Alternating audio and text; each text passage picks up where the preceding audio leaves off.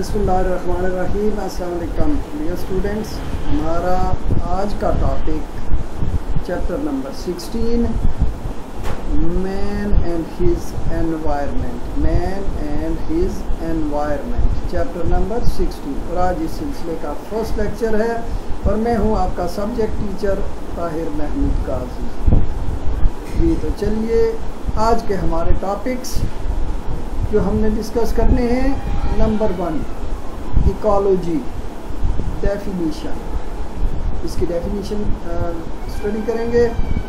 B levels of ecological organisation, जो ecological organisation के levels हैं उनको डिफाइन करेंगे और ब्रीफली एक्सप्लेन करेंगे। और तीसरा है कंपोनेंट्स ऑफ इकोसिस्टम, इकोसिस्टम और इसके कंपोनेंट्स उनको भी डिफाइन करेंगे जी। तो देख लीजिए एक दफ़ा फिर इकोलॉजी, इसकी definition, levels of ecological organisation और तीसरा हमारा टॉपिक होगा कंपोनेंट्स ऑफ इकोसिस्टम जी। तो चलिए चलते हैं अपने टॉपिक्स की तरफ। Number 1 ecology definition. इकोलॉजी क्या है? The science of environment, the relationship of an organism with its environment. एक ऑर्गेनिज्म इंसान है या कोई और दूसरा ऑर्गेनिज्म है, उसका उसकी एनवायरनमेंट से रिलेशन, जिस एनवायरनमेंट में जिस माहौल में वो रह रहा है उससे उसका ताल्लुक। देखिए बहुत सी चीज़ें होती हैं, बहुत से फैक्टर्स होते हैं जिनसे एक इंसान का ताल्लुक होता है। मिसाल के तौर पे अब इंसान जो है वो दिन की रोशनी में काम करता है, रात के अंधेरे में आराम करता है। इसी तरह मुख्तलिफ़ किस्म के टेम्परेचर्स में मुख्तलिफ़ किस्म के जो है इंसान जो है वो उसकी टॉलरेंस होती है। सर्दियों में गर्म कपड़े, गर्मियों में ठंडे कपड़े पहनना, गर्मियों में ठंडे मशरूबात का इस्तेमाल, सर्दियों में गर्म मशरूबात का इस्तेमाल। तो ये फैक्टर जो एनवायरमेंटल फैक्टर्स हैं इनके साथ या दूसरे ऑर्गेनिजम्स जो हैं उनके साथ इंसान का जो है relationship, that is the subject of ecology.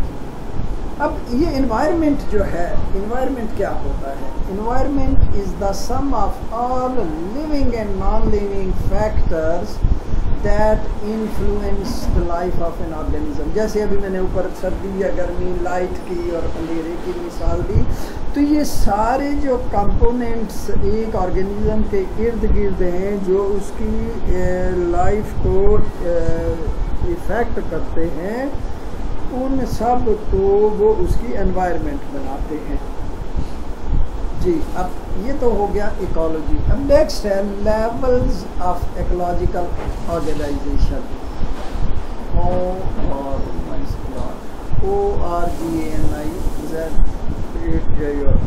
Organisation ji.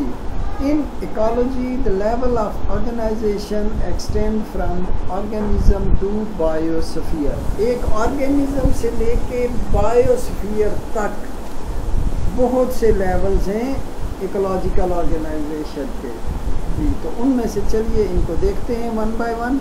Number 1 organism, a living thing that may be unicellular or multicellular is called organism। Any living thing, कोई भी जानदार चीज़ जो है, एनिमल है, प्लांट है, यूनिसेलुलर है, मल्टी सेलुलर है, what type of organism that is living thing is, that is called organism जी। उसके बाद नेक्स्ट लेवल है population, a group of organisms of the same species। एक ही स्पीशीज, याद रखिए पॉपुलेशन में एक ही स्पीशीज होती है। मिसाल के तौर पे कोई भी अगर जानवर है तो उस जानवर सिर्फ वही किस्म के जानवर, किसी दूसरी किस्म का जानवर होगा तो वो उस स्पीशी में इंक्लूड नहीं होगा। इसी तरह अगर इंसान है तो इंसानों में तमाम मर्द, औरतें, बच्चे, बूढ़े सारे एक सिंगल स्पीशी को रिप्रेजेंट करते हैं। तो A group of organisms of the same species living at a particular place and a particular time is called population. एक ख़ास वक्त में ख़ास जगह पे जो एक स्पीशीज के अफराद हैं उस ग्रुप को पॉपुलेशन कहते हैं. Community. Different populations living at the same place at a particular time form a community. जब बहुत सी पॉपुलेशंस एक ही वक्त में एक जगह पे रह रही हूँ तो उसे कम्युनिटी कहते हैं. मिसाल के तौर पे एक अगर हम जो है एक देहात की मिसाल लेते हैं, एक गांव की मिसाल लेते हैं, तो वहाँ पे देखिए इंसान हैं. इंसानों के साथ उसमें मुख्तलिफ़ किस्म के लोगों ने जानवर भी पाल रखे होते हैं. डोमेस्टिकेटेड एनिमल्स, बिल्ली है, कुत्ता है, इसी तरह गाय, भैंस, भेड़, बकरी. So these are animals, they are of different species. So when all these different species are living at a particular place and interacting with each other, they form a community. Next is ecosystem. What is ecosystem or ecological system? Now, a collection of living and non-living factors in an environment which interact with each other is called an ecosystem. यानी एक environment के अंदर living और non living तमाम components जिनका आपस में एक दूसरे के साथ लिंक होता है उन्हें और आपस में एक दूसरे के साथ इंटरलिंक्ड हैं, इंटर रिलेटेड हैं, उनको इकोसिस्टम, वो एक सिस्टम बनाते हैं. That system is called ecosystem. जी, उसके बाद है बायोस्फीयर. बायोस्फीयर क्या है? देखिए, ज़मीन एक प्लेनेट है जिस पे लाइफ है. अब ज़मीन के ऊपर और ज़मीन की सतह पे और ज़मीन की सतह से ऊपर हवा में, the space around the earth where life can exist, the space surrounding and the surrounding of the planet Earth where life exists, that is called a biosphere. उसको कहते हैं बायोस्फीयर. तो यानी वो ऑर्गेनिज्म के गिर्द वो स्पेस जिसमें लाइफ एग्जिस्ट करती है उसको बायोस्फीयर कहते हैं. जी, अब बात करेंगे आगे कंपोनेंट्स ऑफ इकोसिस्टम. हमारा जो थर्ड टॉपिक है कंपोनेंट्स ऑफ इकोसिस्टम. पहले तो इकोसिस्टम को डिफाइन किया था हमने. Let's define it again.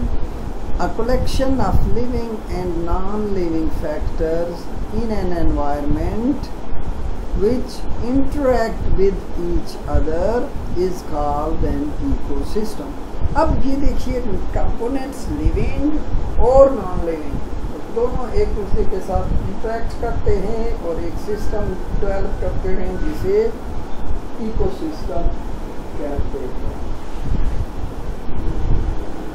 Components of an ecosystem. अब ये इकोसिस्टम के कंपोनेंट्स क्या होते हैं? An ecosystem consists of two main components or factors. Ji, abiotic components or factors and biotic components or factors. Abiotic यानी non-living components, biotic यानी living components. Ji, first abiotic components. The non-living components of an ecosystem are called abiotic factors or components. They include soil, air, water, temperature, light, humidity, etc. All those factors around an organism which interact with the organism.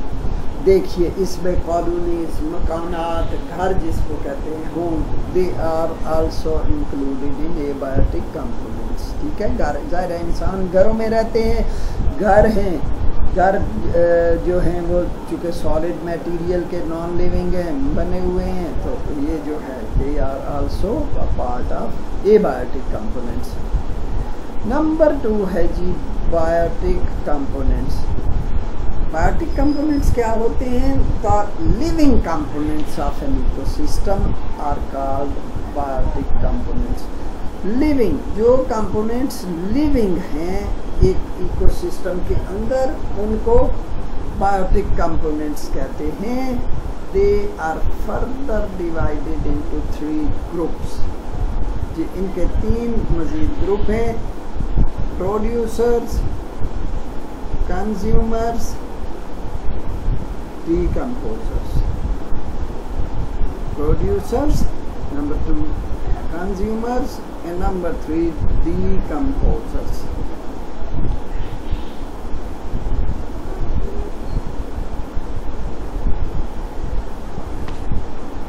जी, अब देखिए what are producers? What are producers? Producers are those green plants, algae and some bacteria. They all produce their food by photosynthesis in the presence of sunlight and chlorophyll. तो ये green plants जितने भी हैं ज़मीन planet के ऊपर, उसके अलावा algae and some kinds of bacteria, photosynthetic bacteria, they are called producers because they are autotrophs and they can produce their food by themselves. दूसरे नंबर पे आते हैं consumers. Now what are consumers? These are heterotrophs. Heterotrophs are those which have a varying mode of feeding. Hetero means different mode of nutrition. They can't prepare their food, so they have to depend upon producers directly or indirectly. Now these consumers are of further 3 types. Number 1 is primary consumers. They directly feed on plants or plant products. यानी ये वो हैं जो directly plants से अपनी feed हासिल करते हैं. They directly feed on plants and in other words they get their nutrition from producers directly. मिसाल के तौर पे domestic animals, herbivore animals, cow, goat, camel etcetera.